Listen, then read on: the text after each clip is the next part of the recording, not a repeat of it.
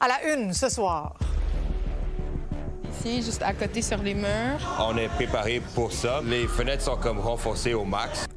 À la veille du 6e match entre le Canadien et le Lightning, le centre-ville se prépare à accueillir des milliers de partisans. Le SPVM a beaucoup d'expérience dans ce genre d'événement-là, même s'il y a des manifestations qui sont annoncées.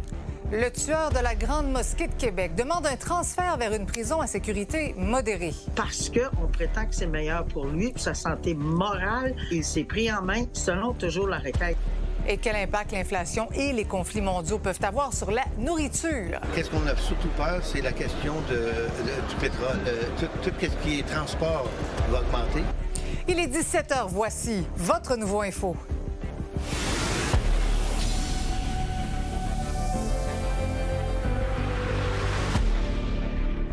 Bonsoir tout le monde, bon jeudi. Alors, les belles performances de nos Canadiens donnent des ailes et surtout de l'espoir aux partisans.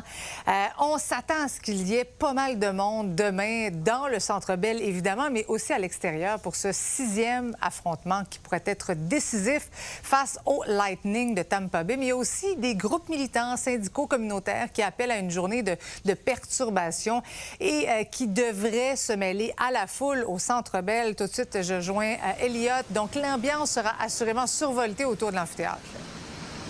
Oui, une chose est sûre, c'est qu'il va y avoir de l'ambiance ici demain soir. D'abord, si le Canadien envoie le Lightning jouer au golf, eh bien, on peut s'imaginer très bien que ça serait suffisant pour craquer solidement les partisans. Mais en plus de ça, il y a une manifestation juste à côté du Centre Bell. Une manifestation pour la Journée internationale des travailleurs et des travailleuses. Donc, on peut s'imaginer ce qui pourrait se passer là, si les manifestants venaient se joindre aux partisans du Canadien demain soir.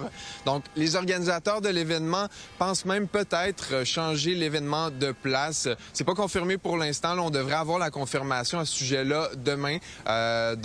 Voilà. Pour ce qui en est des commerçants là, qui sont près du Centre Bell au centre-ville, eh bien, on se dit fébrile, mais on a hâte.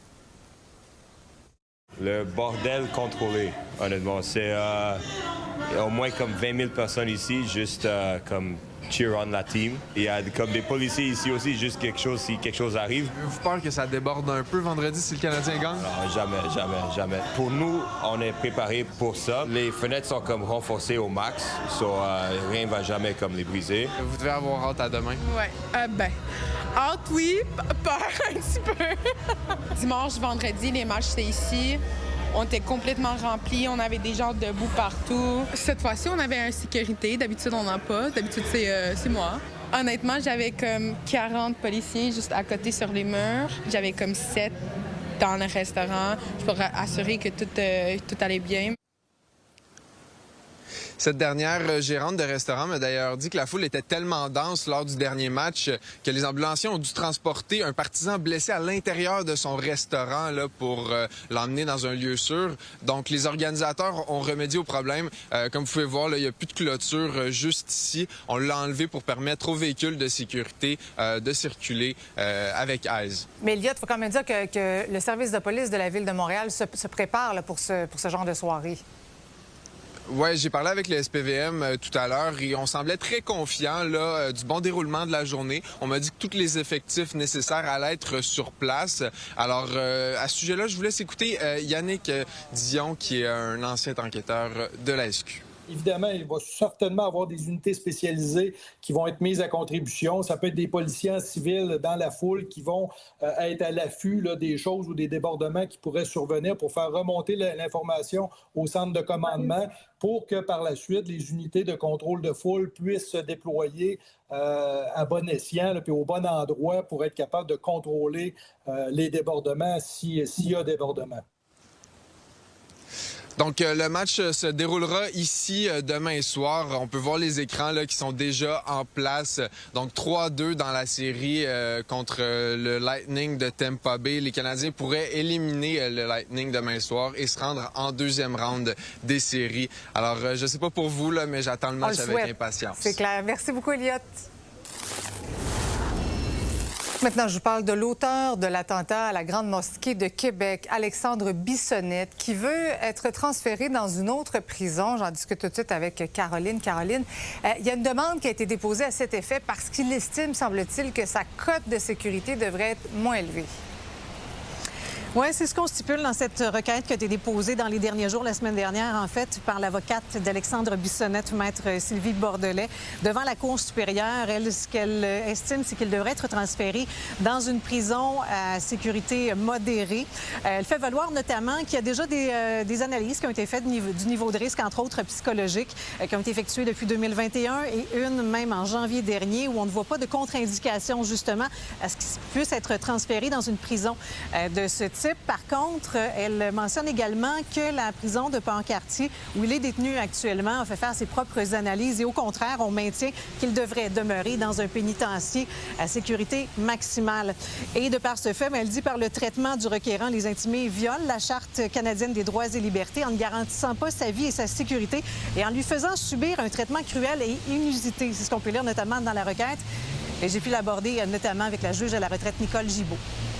On veut aller demander à la Cour de dire évidemment à l'administration et à tout le monde de permettre le transfert parce qu'on prétend que c'est meilleur pour lui, pour sa santé morale, parce évidemment, il a passé plusieurs années, il s'est pris en main, selon toujours la requête. Maintenant, Caroline, qu'est-ce qu'on dit du comportement d'Alexandre Bissonnette derrière les barreaux? Mais notamment, et toujours selon la requête, on parle d'un processus, on dit qu'il est engagé dans un processus de justice réparatrice, également de planification correctionnelle, également selon les sources correctionnelles qui ont pu être consultées par Nouveau Info. Ce qu'on nous dit, c'est que derrière les barreaux, Bissonnette a un comportement irréprochable, qu'il ne fait l'objet d'aucun avis également d'infraction, par exemple. Maintenant, dans la requête, ce qu'on dit, c'est que déplacer Bissonnette dans un autre centre de détention, ça permettrait également de le rapprocher de sa famille qui l'appuie pour assurer également sa sécurité parce qu'on craint que d'autres détenus veuillent peut-être se faire un nom, par exemple, en s'en prenant à lui. À nouveau, la juge à la retraite, Mme Gibault. C'est pas comme un procès à fixer dans 1 an ou 6 mois. J'ai aucune idée quel est le délai parce que le tableau est assez chargé en cour supérieure, là, on s'entend. Alors, mais normalement, ce genre de requête est entendu assez rapidement.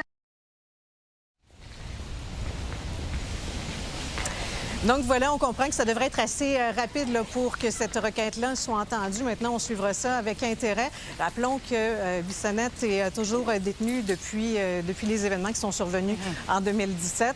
Et donc, c'est au Palais de justice de Québec maintenant que la demande a été transférée, que ce sera entendu au cours des prochaines semaines, probablement. Merci beaucoup, Caroline. Merci. Faire réagir, vous avez peut-être un sujet d'enquête à nous transmettre, je vous invite à m'écrire. Voyez mon adresse présentement à l'écran.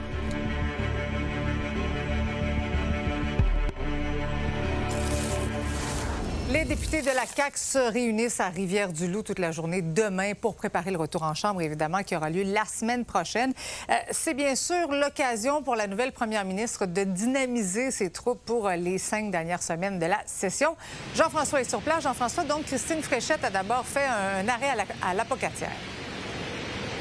Oui, pour aller rencontrer les travailleurs de l'usine d'Alstom qui a obtenu un contrat important au début du mois de janvier dernier pour le métro de Toronto. On parle d'une usine quand même qui emploie quelques milliers de personnes aussi. Malheureusement, les médias n'étaient pas admis à cette visite de la première ministre qui par la suite donc a pris le chemin de Rivière-du-Loup.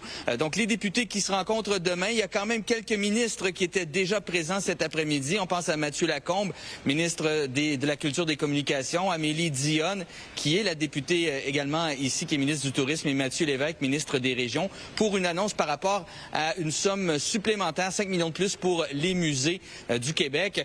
Mais on a bien sûr posé la question, là, comment vous vous sentez à cette approche de la rentrée, parce que c'est assez spécial de faire une rentrée parlementaire alors qu'il reste seulement 5 semaines de travail.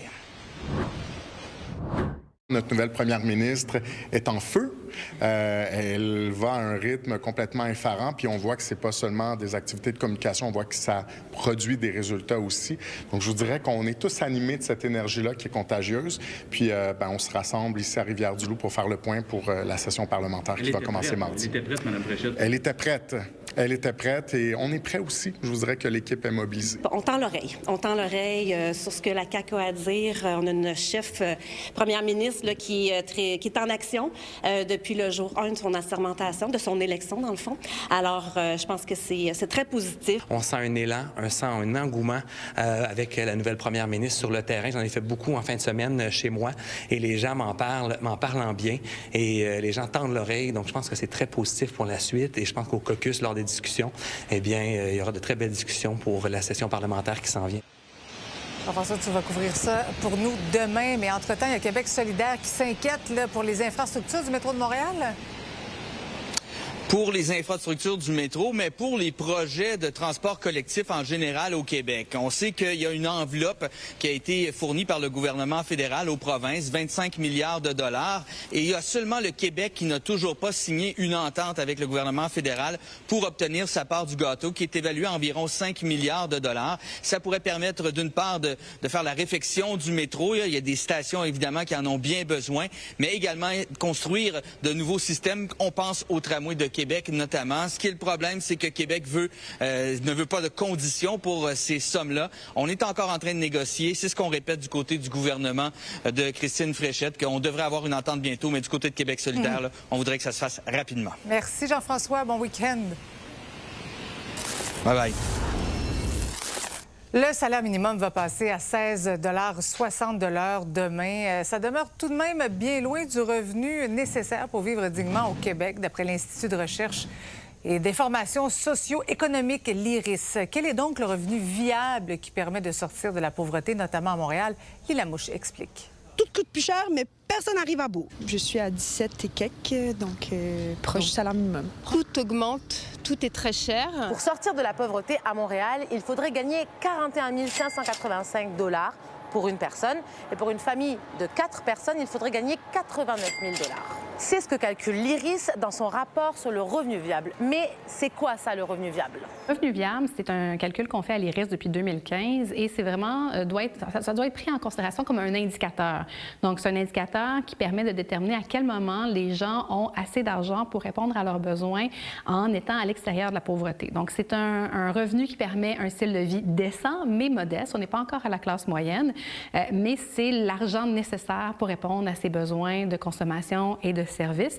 Donc, c'est assimilable à peu près à un revenu après impôt parce que c'est vraiment l'argent nécessaire pour faire ses dépenses. Ouais. On fait le calcul pour 3 types de ménages, donc les personnes seules, les familles monoparentales avec un enfant et les familles de 2 adultes et 2 enfants d'âge préscolaire. C'est à Montréal que ça coûte le plus cher sortir de la pauvreté pour une famille de 2 adultes et 2 enfants. C'est à cette île que c'est le plus cher pour une personne et historiquement, cette île est toujours la ville la plus chère. Trois-Rivières, c'est un des endroits où les appartements sont le moins chers.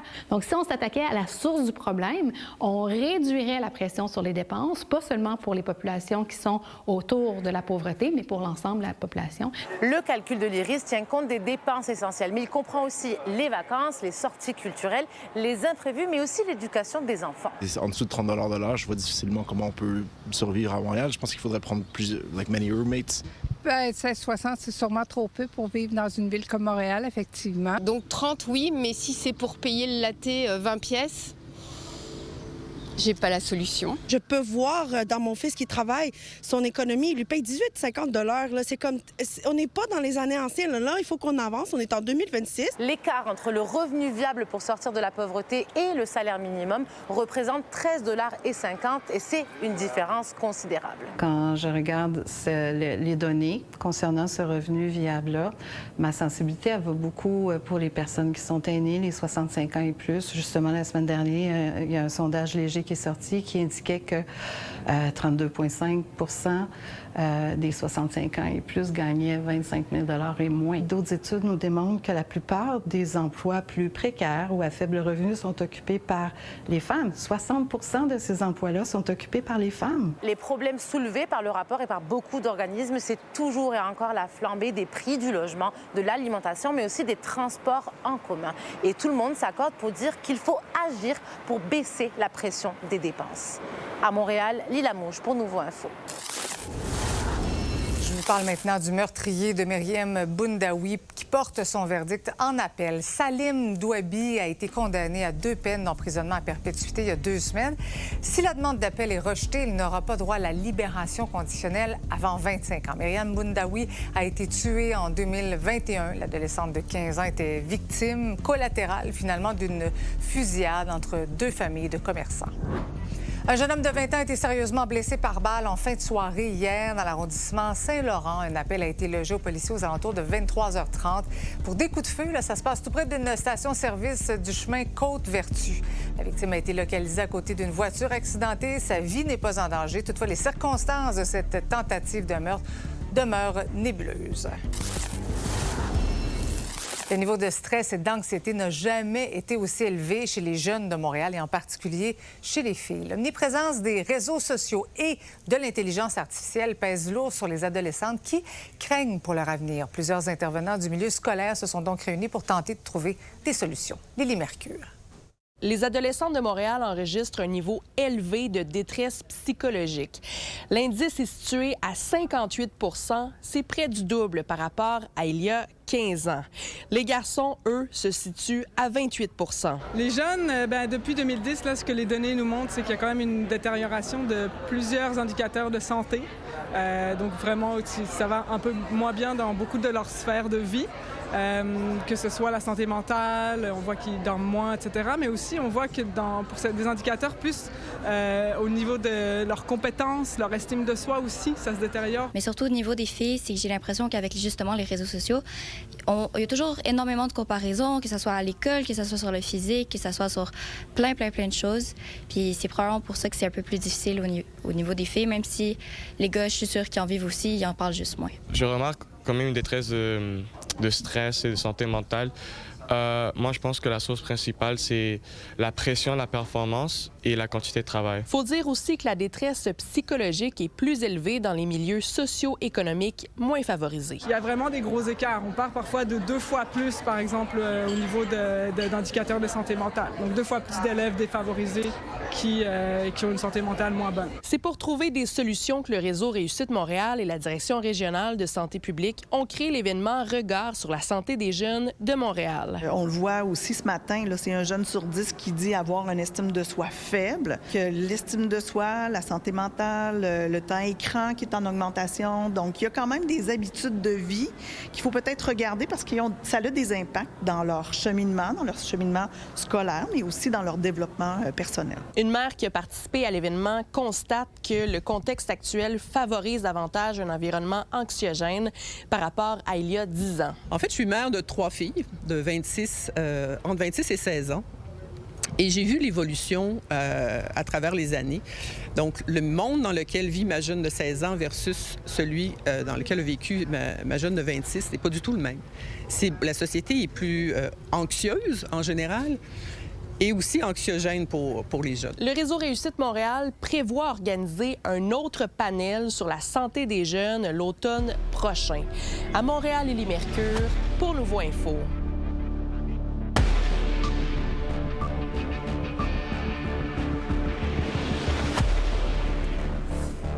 C'est Samuel que je vais retrouver en Mauricie un petit peu plus tard, mais je commence avec toi, Sarah-Léa, à Saguenay. Donc, il y a des risques d'inondation à Saint-Ambroise et l'état des ponts inquiète là-bas. Oui, en fait, on parle d'un risque d'inondation qui n'est pas alarmant, selon le maire de la municipalité, qu'on est d'ailleurs allé rencontrer aujourd'hui du côté de Saint-Ambroise. Par contre, on a su en fait que les ponts du secteur méritaient une attention particulière en raison de leur état de vétusté avancé. La crue des eaux endommage les ponts annuellement et ceux-ci devront être réparés très prochainement, oui. Donc, selon ce que nous ont raconté les intervenants, à savoir bien entendu que la surveillance des ponts est effectuée par le ministère des Transports et de la Mobilité durable. La municipalité a procédé à la fermeture suite aux recommandations du ministère parce que l'eau a atteint les poutres. La structure, justement, vu qu'elle a eu des épisodes de crue a été sollicitée dans les dernières années, puis qui est à la fin de vie utile. C'est pour ça qu'il faut être encore plus prévoyant aussi. Là. Dès que l'eau aura baissé suffisamment, on va pouvoir procéder à l'inspection du pont pour ensuite recommander la réouverture. On peut en fait se déplacer dessus à pied. Là. Ça, c'est encore autorisé. À savoir, oui, que c'est le pont du 6e rang à Saint-Ambroise qui est fermé, tout comme celui du 8e chemin du lac Ambroise.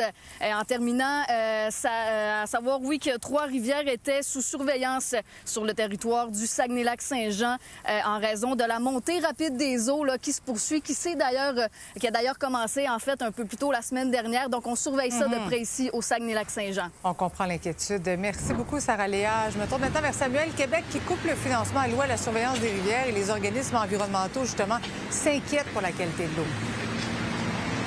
Effectivement, alors, sur les 224 stations d'échantillons du réseau des rivières, il n'en reste désormais plus que 81, à savoir qu'il y a environ 4000 rivières à l'échelle de la province. Alors, ces coupures, elles affectent différents secteurs. On peut penser notamment à la recherche, parce que ces cours d'eau, ils étaient étudiés et surveillés depuis de nombreuses années par des scientifiques. Mais on peut également penser au tourisme et à la villégiature, parce que cela permettait également de surveiller les cours d'eau et d'assurer donc la sécurité et la santé des baigneurs.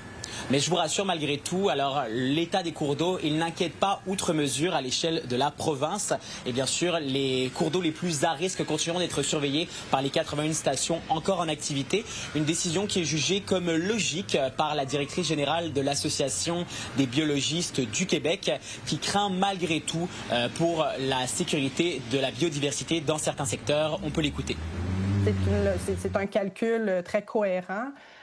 Par contre, nous, ce qu'on souhaiterait, c'est qu'on maintienne le suivi sur les autres rivières parce que, oui, il y a des facteurs naturels qui affectent les rivières au quotidien, mais en faisant ce suivi-là, ce monitoring dans le temps, ça nous permet de prévenir et de voir arriver des situations.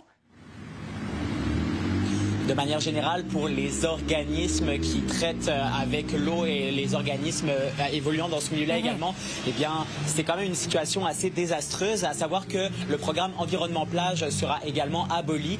C'est 150 plages au Québec qui permettaient, en fait, qui profitaient de ce service-là de surveillance de l'eau de la part du ministre de l'Environnement, du ministère, pardon. Le suivi sera désormais assuré par les exploitants des plages. Voilà. Merci, Samuel. On le sait, il y a une vague importante d'extorsion qui touche les commerçants du Grand Montréal. C'est la raison pour laquelle 4 corps policiers vont faire front commun pour lutter contre ce fléau. La Sûreté du Québec s'allie aux policiers de Montréal, de Laval, de Longueuil pour le projet qui est baptisé UNIS. Essentiellement, donc, ça repose sur un partage d'informations. Le nombre de cas d'extorsion visant les commerçants a presque doublé à Montréal entre 2021 et 2025. L'usine Bestar a fermé ses portes à Lac-Mégantic. Les 175 employés ont perdu leur emploi hier à la suite de la faillite donc du fabricant de meubles. Les tarifs douaniers et la demande en baisse depuis la pandémie expliquent les difficultés financières de l'entreprise fondée il y a 75 ans. Cette année, j'aurais fêté mes 40 ans de service. Puis là, ben, je ne sais pas c'est quoi va fêter, là. C'est un choc pour la communauté, c'est sûr. C'est une entreprise, un pilier économique de notre région. Il y a des impacts indirects aussi sur les autres entreprises autour. Donc, il faut, dans les prochains jours, il va falloir s'occuper de tout ça collectivement.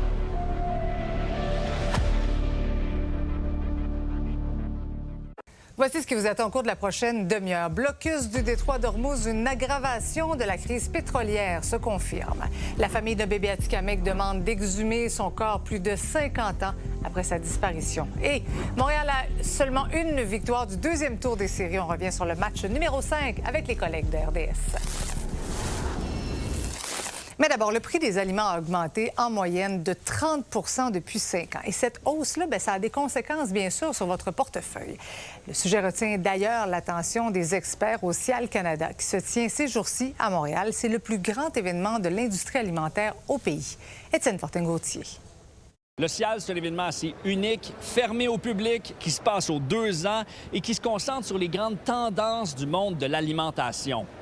Des entreprises québécoises qui veulent bouleverser le marché avec leurs nouveaux produits. 5 grammes de sucre qui provient du sirop d'érable, santé avec pas trop de sucre. Et des entreprises de partout dans le monde qui veulent infiltrer nos grandes chaînes de supermarchés. Mais c'est un événement qui se passe cette année dans un contexte bien particulier avec ce qui se passe dans le monde entier, mais aussi avec l'inflation alimentaire qui vous frappe de plein fouet. Et les gens ici en sont bien conscients. C'est pas un contexte facile, en tout cas. Nous, ce qui nous aide beaucoup, c'est qu'on est les producteurs. Donc, ce qu'on a ici, c'est de A à Z, des champs d'oliviers en Tunisie. Jusqu'ici, c'est nous autres qui s'occupent de la production. C'est certain qu'avec les guerres qu'il y a présentement dans le monde, c'est certain que les transporteurs vont charger plus cher autant par bateau que même ici au Canada pour livrer à nos propres clients. Donc, pour nous, c'est sûr que c'est économiquement un peu plus difficile. On sent quand même ici que le contexte international frappe fort, a des conséquences sur les entreprises. Certaines importaient d'Iran des dattes ou des pistaches. C'est un pays qui est en guerre. Et les mêmes entreprises, ensuite, les exportaient vers les États-Unis où il y a des tarifs. Donc, double défi pour plusieurs des sociétés qui sont présentes. On avait quelques produits de l'Iran, puis on avait présentement, qu'est-ce qu'on a surtout peur, c'est la question du pétrole. OK? C'est ça qui fait un petit peu... parce que les tarifs, tout va augmenter. Tout ce qui est transport va augmenter. L'inflation est assez forte comme ça qu'on n'a pas besoin d'addition comme ça. Évidemment, les problèmes avec nos voisins américains, puis les fameux tarifs de Trump, c'est un gros sujet de discussion ici. Les acteurs de l'industrie veulent diversifier leurs clients et pas seulement miser sur la Chine. I don't think we'll sell, wine to French people or croissants, but will we sell seafood to them, or will we sell, value-added products from Canada? Absolutely. I mean, we've spent the last 50 years chasing 300 million people just south of the border when there's 4 billion people waiting for our products over there. And I think that's the most important. Les gens souffrent parce que le prix des loyers est trop cher. C'est là que leur argent va, puis l'épicerie, c'est le buffer. L'alimentation, c'est là où est-ce qu'on a le sentiment qu'on peut couper. Fait que, c'est un peu d'après moi, dans cette mécanique-là qui fait que, ultimement, on a juste un budget en bout de ligne, là, peu importe comment qu'on le divise. Mais un des principaux facteurs de l'inflation alimentaire, c'est les changements climatiques. C'est les récoltes de partout dans le monde qui sont de moins en moins bonnes à cause des situations météo extrêmes et moins extrêmes. Donc ça s'en ira pas. Mais il y a aussi certains produits qui pourraient connaître des baisses de prix. Ce serait le cas de l'huile d'olive, alors que la météo était clémente dans certains des pays qui la produisent. À Montréal, Étienne Fortin-Gauthier pour Nouveau Info. La guerre en Iran menée par les États-Unis, qui devait durer que quelques semaines, continue de s'éterniser. Alors, Sabrina, le président Trump s'est dit à nouveau confiant qu'un accord avec l'Iran va se conclure bientôt. Oui, le président américain a même dit aujourd'hui que tout va bien, encore une fois, que tout va bien également pour les forces armées américaines qui se retrouvent, en fait, pendant le conflit de la guerre en Iran, que tout se déroule, en fait, comme prévu. Donc, Donald Trump a réitéré que l'économie de l'Iran ne va pas très bien, qu'elle s'effondre. Le président américain a même, d'ailleurs, été briefé là, aujourd'hui pour examiner de nouvelles options militaires pour faire pression sur l'Iran. On l'écoute. I mean, Iran is dying to make a deal. I can only tell you that. I don't want to get into it, but they cannot be nuclear. Other than that, but their Navy's gone, their Air Force is gone. Every ounce of any form of equipment practically is gone. Pendant ça, Sabrina, il faut parler de la fermeture du détroit d'Ormuz qui continue de faire très mal à l'économie mondiale. Oui, il y a même des proches aujourd'hui de Donald Trump qui ont dit, pour ce qui est du prix de l'essence, que ce n'était que temporaire. On le sait, on le voit même, nous, le prix à la pompe, que ça augmente et que ça ne cesse d'augmenter depuis le début de la guerre en Iran. Mais tout de même, le président iranien a même dit aujourd'hui que le blocus naval est un prolongement des opérations militaires. Téhéran qui a même accusé les États-Unis de vouloir l'effondrement de la République islamique. Puis d'ailleurs, on a très peu de nouvelles du nouvel ayatollah d'Iran, mais on n'a même jamais vu. Mais là, il y a un message de sa part qui a été lu aujourd'hui par la télévision d'État.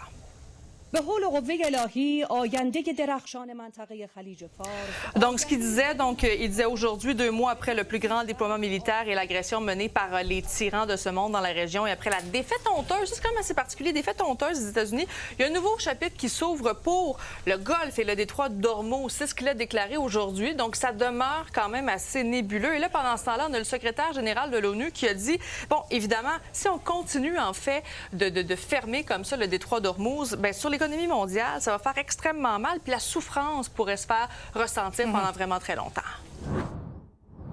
I'm deeply concerned about the curtailment of navigational rights and freedoms in the area of the Strait of Hormuz, impeding the delivery of oil, gas, fertilizer and other critical commodities, disrupting energy, transport, manufacturing and food markets, and strangling the global economy. As with every conflict, the whole of humanity is paying the price, even if a few are reaping huge profits. Bon, je termine en vous montrant ces images qui ont été captées un petit peu plus tôt aujourd'hui. Vous voyez le couple royal, donc le roi Charles III et Camilla, qui quittent en fait Washington après avoir salué, bien sûr, le président américain Donald Trump. Et d'ailleurs, comme cadeau d'au revoir, pourrais-je dire, Donald Trump a dit aujourd'hui qu'il allait faire la suppression des tarifs douaniers sur le whisky écossais et le bourbon. Bon. Et ça, c'est en hommage, en fait, au départ là, du couple royal. Donc, on sait des fois, ça va bien, ça se passe pas bien, mais là, il a décidé d'enlever des tarifs. Il y a des bonnes journées, des mauvaises journées, toujours un peu dur à suivre. On ne sait jamais. Merci, voilà. Sabrina. La liberté de presse est à son plus bas depuis 25 ans dans le monde. Pour la première fois de l'histoire du classement de Reporters sans frontières, la moitié des pays sont en situation difficile ou très grave. Le journalisme est malmené, notamment aux États-Unis, qui ont dégringolé au 64e rang. Le Canada se trouve au 20e rang. Les guerres affectent aussi le travail des médias. Parmi les 10 pires pays se trouvent la Russie, l'Afghanistan, l'Iran, la Chine et la Corée du Nord.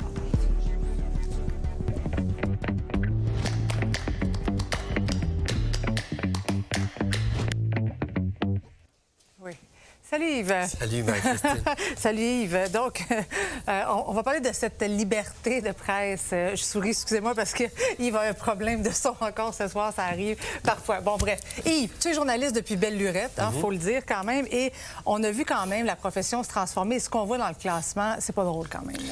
Bien, c'est Reporters sans frontières qui fait ce classement-là en étudiant la situation dans tous les pays du monde. Alors, sans surprise, la Chine, la Russie, l'Iran, la Corée du Nord sont au bas du classement. Mais ce qui est préoccupant, c'est que la liberté de la presse, elle recule partout dans le monde. Et on ne peut pas passer, Marie-Christine, à côté du fait que le pays qui a comme premier article de sa Constitution la liberté de la presse, la liberté de parole, c'est les États-Unis. Et ils sont maintenant au 64e rang mondial. C'est un autre recul, mais ça fait longtemps que ça recule. Ça recule d'année en année. Oui. Une des raisons qui n'a pas rapport avec les gouvernements au pouvoir, c'est la crise économique des médias. Parce que, bien sûr, si les journaux ferment, si les postes de télévision n'ont plus les moyens de se financer, si les salles de nouvelles rapetissent... Ça prend des journalistes d'enquête, ça prend des bons journalistes, pas se fier juste à l'intelligence artificielle, évidemment. Exact, mais qui d'ailleurs puise dans le matériel journalistique. Oui. La liberté d'expression, elle est affectée par la force des choses. Mais au-delà de ça, vous avez, il faut bien le dire, Marie-Christine, le président des États-Unis qui passe son temps à attaquer la presse depuis son premier mandat. Il dit que les journalistes sont les ennemis du peuple. Il a poursuivi personnellement 2 réseaux de télévision. On peut dire même qu'il aura extorqué des règlements parce qu'il menace d'enlever la licence à certains réseaux. Oui. Il a poursuivi... Passe son temps à crier aux fake news. Oui, mais quand tu poursuis un journal, bien sûr, le Wall Street Journal, c'est solide financièrement, mais quand même une poursuite de 10 milliards, même si elle est frivole, il faut se défendre. Et Kash Patel, le directeur du FBI, a aussi poursuivi le Wall Street Journal. Est-ce que tu penses que dans ce temps-là, avec des menaces comme ça de poursuites, puis des vraies poursuites, en fait, est-ce que ça fait en sorte que de plus en plus les journalistes vont s'auto-censurer ou vont craindre justement ce genre de poursuites-là? Bien, c'est plus... ça se peut, mais c'est surtout les organisations elles-mêmes. Parce que si vous êtes le Wall Street Journal, comme je disais, ça va, vous pouvez vous défendre. Mais si vous êtes un journal le régional, Donald Trump a poursuivi un petit journal d'un État du Midwest parce à cause de la publication d'un sondage qui lui était défavorable. Alors, ce journal-là, il n'a pas les moyens de se défendre très longtemps. Il doit beau avoir des assurances. Oui. Et donc, tout ça fait en sorte qu'il y a une pression vraiment sur les médias.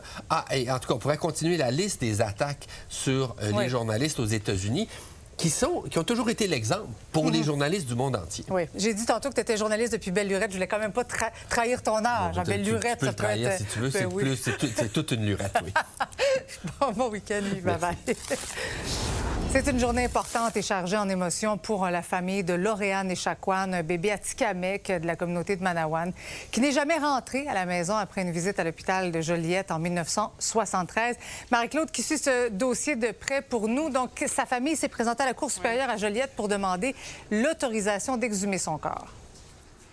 Oui, demande qui a été faite aujourd'hui. Les sœurs de Lauriana, ses frères, se sont aussi adressés à une juge de la Cour supérieure pour demander qu'on exhume le petit corps. La cause a été prise en délibéré, Marie-Christine. Ça a été assez chargé en émotions aujourd'hui. La famille qui se dit quand même confiante d'avoir l'accord de la juge, le jugement qui devrait sortir au cours des prochaines heures ou demain. Et Lauriana aurait été enterrée où se trouve présentement un terrain de soccer à Joliette. À l'époque, c'était un champ de maïs, pourtant situé juste à côté d'un cimetière. Il y a eu plusieurs recherches, des chiens pisteurs qui sont spécialisés dans la détection de restes humains, du géoradar. Il y a aussi des recherches archéologiques. Et finalement, 4 endroits ont été ciblés pour trouver la petite fille. Là-dessus, je vous laisse entendre ses sœurs suivies de leur avocate. Moi, pour Obo, c'est de le ramener à la maison. Pas la maison, le cimetière. Ma sœur. Dans notre communauté. Dans notre communauté, c'est là au bout, moi, de la ramener à la maison avec nos parents. Ça fait que c'est vraiment là que ça va se faire, le deuil. C'est un traitement qu'elle n'aurait jamais dû subir. Puis là, aujourd'hui, on est devant le tribunal pour tenter de rectifier cette situation-là, pouvoir lui donner justice. Je pense qu'on a franchi une première étape pour obtenir justice pour Lauriana. On a bon espoir. C'est une demande qui est non contestée par les autres parties. Marie-Claude, est-ce que la famille est aidée dans ses recherches? Oui. Oui, depuis l'adoption de la loi 79, adoptée il y a 5 ans par la CAQ, qui force les établissements de santé à rendre des documents importants, ça facilite beaucoup les recherches. Et il y a l'organisme Awashak pour épargner les Autochtones qui est né à ce moment-là et qui accompagne les familles pour sa directrice, Françoise Rupertas. Aujourd'hui, c'est vraiment aussi une étape vraiment importante. Pour Awashak, ça veut dire qu'on a travaillé fort. Ça, c'est une chose, mais aussi qu'on a des bons avocats, parce que les avocats, c'est les avocats qui travaillent le plus là-dedans. On est rendu à plus de 230 enfants qu'on fait des recherches, que les familles ont fait des demandes pour retrouver leur enfant. Ça, bien, pour nous autres, ça prouve qu'Awashak, c'est important qu'il soit là. Oui. Donc, plusieurs autres familles qui sont à la recherche de leurs enfants portés disparus. Juste pour te dire, Marie-Christine, dans la même famille, le clan Chacoan, il y a presque 9 enfants qui manquent, dont les oncles de Lauriana qui cherchent leur petite sœur. Elle sera enterrée à Québec. Ils vont faire aujourd'hui la demande pour aller de l'avant aussi avec une exhumation. Donc, c'est un dossier qui reste à suivre. Pour ce qui est de Lauriana, ça pourrait aller assez rapidement. Oui. Si la demande, elle est autorisée, ça va commencer le 8 juin. Merci. On connaît maintenant les tout premiers participants de l'émission Fear Factor Célébrité. Tous les détails avec Alex Perron au retour.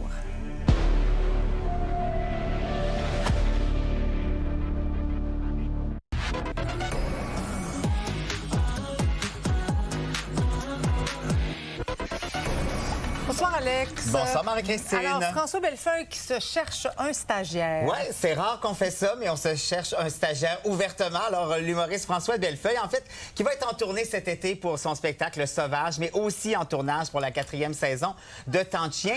Alors, il a dit, je suis complètement débordé, alors je me cherche un stagiaire. Donc, vraiment quelqu'un qui va pouvoir à la fois être vidéaste, mais aussi être capable de faire le montage. Bien sûr, avoir un certain sens du timing parce qu'il va devoir gérer les réseaux de François Bellefeuille. C'est un stagiaire, mais bien sûr. Oui, mais c'est un stage quand même rémunéré. Okay. Ça, faut le dire, c'est important. C'est pas du bénévolat. Alors, dès aujourd'hui, on peut envoyer notre CV. Vous allez sur le grenier des emplois. Vous avez jusqu'au 11 mai. Et après ça, bien, il va faire une sélection. Puis quand même, c'est 1 mois durant l'été. Ça fait une belle petite job d'été, je pense, de vraiment intéressant. Oui. Puis passer du temps avec François Bellefeuille, c'est pas mauvais. On connaît maintenant les premiers participants de nouvelles télé-réalités. Exactement. Fear Factor Célébrité qui va s'amener sur Crave le 5 juin. Alors, on connaît les participants de cette première saison. Et il y aura d'ailleurs cet humoriste très, très calme. On en regarde. J'ai peur! OK, c'est l'affaire la plus que j'ai vécue. J'ai peur d'un bras. Le plus difficile, c'est de gérer chaque élément. Alors, celle qu'on a vue, c'est bien sûr... Ça a l'air intense, oui, ça a l'air intense. Mariana Mazza, qu'on a vu dans l'extrait. Tu serais bon là-dedans, toi? Bien, peut-être que j'irai, on sait jamais.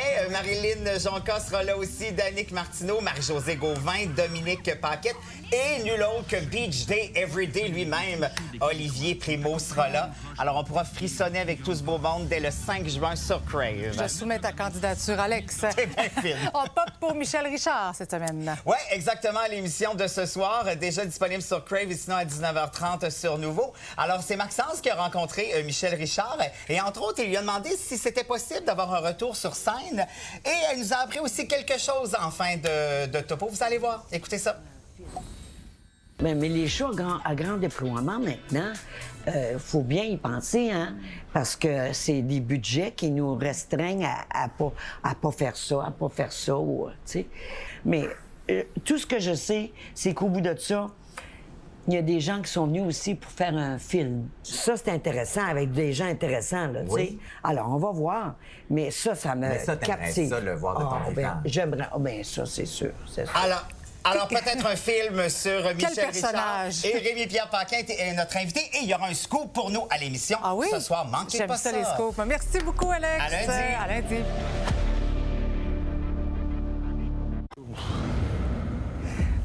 Yannick Frédéric, bonsoir. Bonsoir, Marie-Christine. Alors, encore une fois, un match quand même très serré hier entre le Canadien et le Lightning, mais quand même, le tricolore a tenu bon.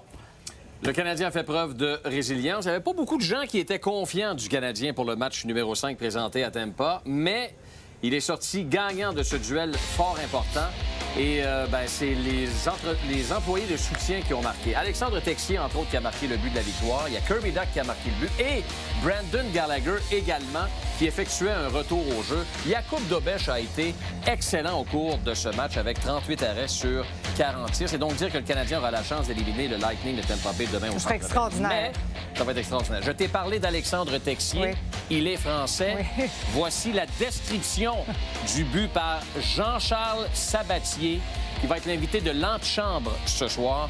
Écoute bien. Et clairement, on va chercher des petites associations. Mais attention, Texier! Ça repart! Texier! Et le but! Et c'est le Français qui vient faire la différence sur une énormissime erreur de Vasilevski du Gant! J'adore. On se croirait dans un match de soccer. Énormissime!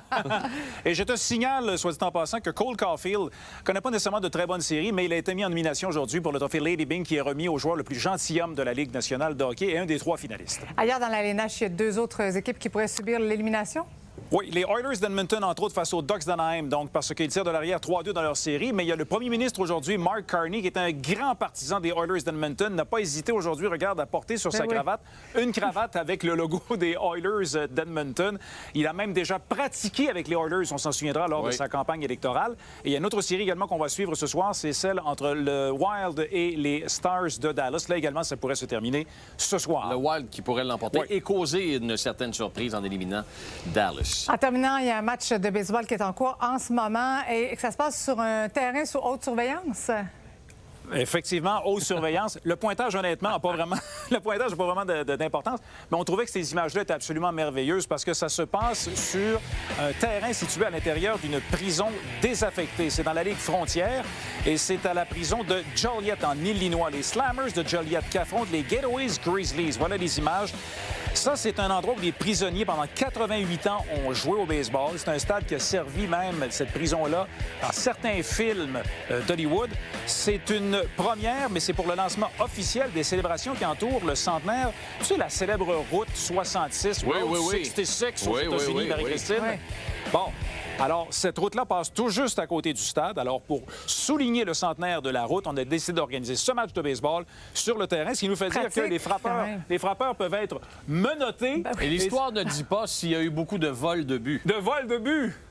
J'allais dire, c'est pratique quand il y a un but volé directement en prison. On connecte. C'est fou, là. Merci, les gars. On termine avec de l'humour. À demain, vous êtes toujours aussi drôles. Au revoir. C'est bien. Bon week-end. Ben oui.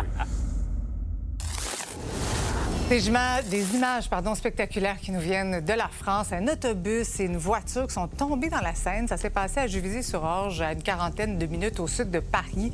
L'autobus conduit par une conductrice en formation aurait percuté la voiture stationnée tout près des quais avant de finir dans l'eau. Heureusement, les 4 personnes impliquées dans l'accident n'ont pas été blessées.